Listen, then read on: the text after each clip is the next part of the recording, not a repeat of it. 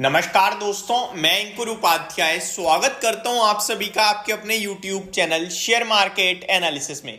यहां आप सभी के साथ डिस्कस करने वाला हूं कि इस बाजार में कहां पैसा लगाया जा सकता है पैसा बनाने के लिए, और ये इन्वेस्टर्स के लिए वीडियो है। देखिए, मैं ज़्यादातर वीकेंड्स पे इस तरीके की वीडियोस बनाता हूं। कभी कभार मैं स्टॉक्स डिस्कस कर देता हूं और कभी कभार मैं गोली दे जाता हूं, जैसे इस वीडियो में दूंगा और शुरू में ही बता दी। लेकिन काम की बात बताऊंगा आपके, और इतने काम की बात बताऊंगा जो आपका पैसा काफी सेफली मार्केट में रखेगा।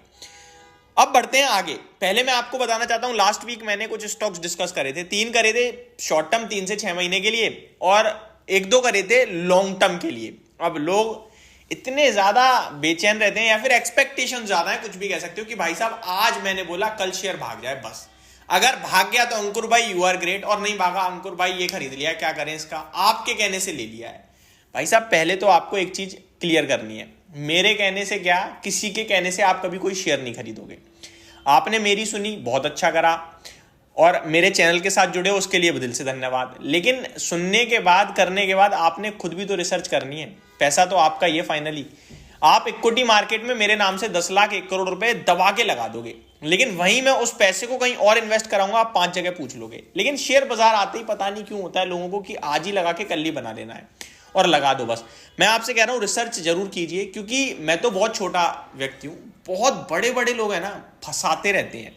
तो आपको अपनी सूझबूझ समझ से ही पैसा लगाना है। सामने से कोई कितना बड़ा एक्सपर्ट क्यों ना हो, आपसे बोल रहा है ना, यह समझ लेना हो सकता है सामने वाला खुद अपनी क्वांटिटी बेचने के लिए आपको खरीदवा रहा हो। ये तक होता है बाजार में, और इसको सेबी टाइम टू टाइम तो नहीं, लेकिन देर सवेर पकड़ जरूर लेता है। ऐसे बहुत सारे केसेस आते रहते हैं। तो मेरे कहने का मतलब यह है कि कभी भी कोई भी आपके साथ स्टॉक डिस्कस कर रहा है, उसका केवल इतना अधिकार है कि उसने आपके साथ डिस्कस करा, उसने आपको चीजें बता दी, एंड उसके बाद आपको आइडेंटिफाई करना है कि लेना है या नहीं। अब आइडेंटिफाई कर लिया, ले लिया, उसके बाद आपका भी उतना ही फर्ज बनता है उस स्टॉक की पोजीशन को मेंटेन करना, मैनेज करना, जितना सामने वाले ने बोला है उतना आपका भी बनता है। ठीक है जी। तो एक चीज तो हो गई कि किसी के कहने से नहीं, आपने लेना है अपनी सोच समझ के, और अपने ही आप से आपने उस पोजीशन को मैनेज करना है आगे, जो कि उस बंदे ने आपके साथ जो भी चीजें शेयर करी हैं वो आपको पता चल चुकी हैं, वो एडिशनल बेनिफिट था। अब आता हूं दूसरे। मैंने लास्ट वीकेंड आपके साथ 3 स्टॉक्स डिस्कस करे थे शॉर्ट टर्म के लिए: globus spirit, Glenmark life sciences, strides pharma.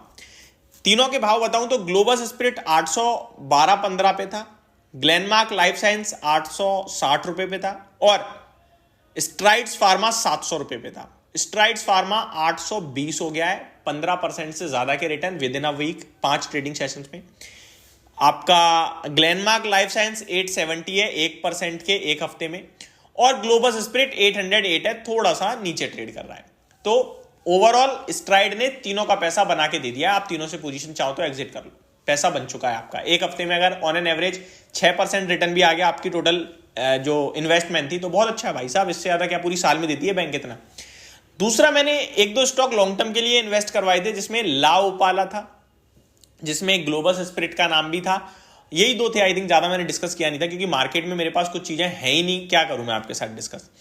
जिसमें से ला ओपाला में गिरावट आई है। तो कुछ लोगों का कमेंट आ रहा है, भाई ला ओपाला में क्या करें। इनफैक्ट रिजल्ट्स के बाद तो स्टॉक 330-35 तक गया था, अभी तो दोबारा 360 हो गया है।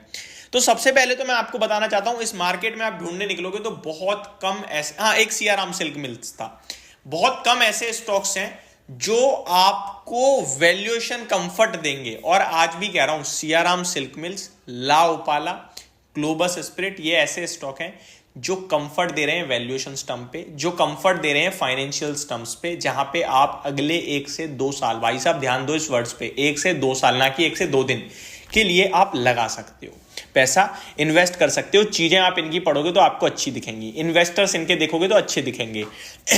अब यहां से क्या अगले हफ्ते के लिए या कोई फ्रेश एंट्री है, तो देखो इस समय मेरे पास तो फ्रेश एंट्री है नहीं एक्चुअली में, क्योंकि मेरे को स्टॉक दिख नहीं रहे। अब वो बात अलग है कि आज मैं आपसे कहूं कि कंपनी ए का शेयर खरीद लो, 1000 रुपए पे है, 1050 का टारगेट, 980 का स्टॉप लॉस, ये तो लाइफ लॉन्ग है। इसे ट्रेड कहते हैं।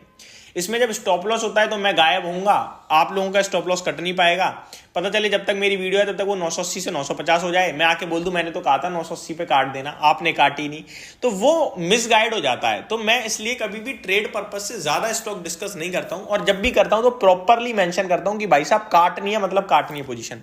तो इस समय आपको जो ध्यान देना चाहिए वो ऐसे स्टॉक्स पे देना चाहिए जो थोड़े पिटे हुए हैं, चले नहीं है, आउट ऑफ रेंज है मार्केट की, लोगों के रडार पे नहीं है, कुछ कर नहीं रहे हैं, बिल्कुल बोरिंग स्टॉक्स हैं, उन पे ध्यान दोगे तो वहां पे मार्केट की करेक्शन में भी करेक्शन उतनी हैवी नहीं आएगी और आराम से बैठे रहेंगे वो शेयर्स। जब वक्त आएगा उनका तो चलेंगे और तूफानी रफ्तार से चलेंगे, चाहे वो फिर शियाराम सिल्क मिल हो या लाओपाला हो या फिर हिंदुस्तान यूनिलीवर हो या HDFC बैंक हो।